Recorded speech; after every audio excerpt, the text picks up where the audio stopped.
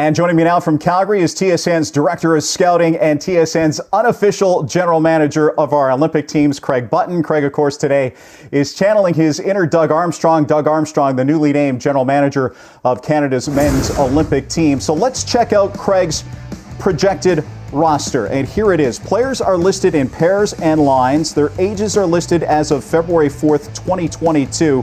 And the highlighted players were members on the 2014 gold medal winning Team Canada. Carey Price gets the starting role for the third straight best on best competition. Shea Theodore and Cale Makar make up the first pair on defense. Colorado's 19-year-old rookie Bowen Byram is an intriguing projection on D.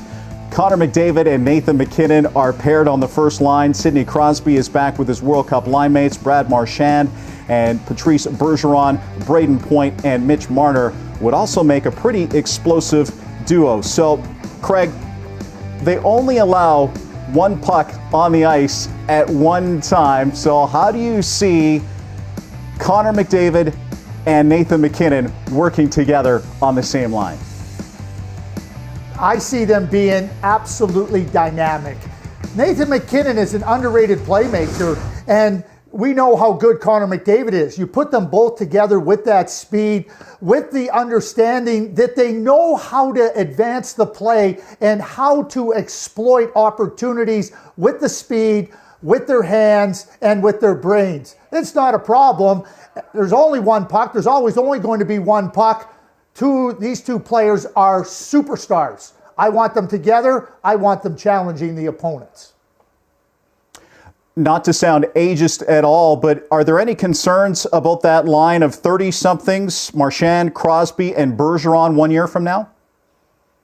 Well, why do we worry about age? Why don't we just look at performance? Those three players are performing at a high level. There's been no drop-off. Hey, listen, if we continue to watch and we see a drop-off, we can reconsider. But at this point in time, a year out, there is no reason to talk about age. It's all about performance. Those three players are elite performers.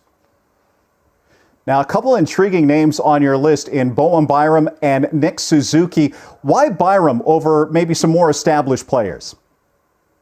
Well, why don't we go back to the 2010 Olympic team? And if somebody would have put Drew Doughty on the team, there might have been, oh boy, why is he on the team? He was a young player that was excelling. He became a real good player for Team Canada en route to gold in 2010. Bowen Byram is a complete player. And I think a year out from now, he could be in the exact same situation that Drew Doughty found himself in 2010. He's too good not to consider. I'm putting a stake in the ground on Bowen Byram. Now, there's so much talent in our country, it always comes down to making choices when it gets down to those last picks. Who are your last cuts when you put this roster together?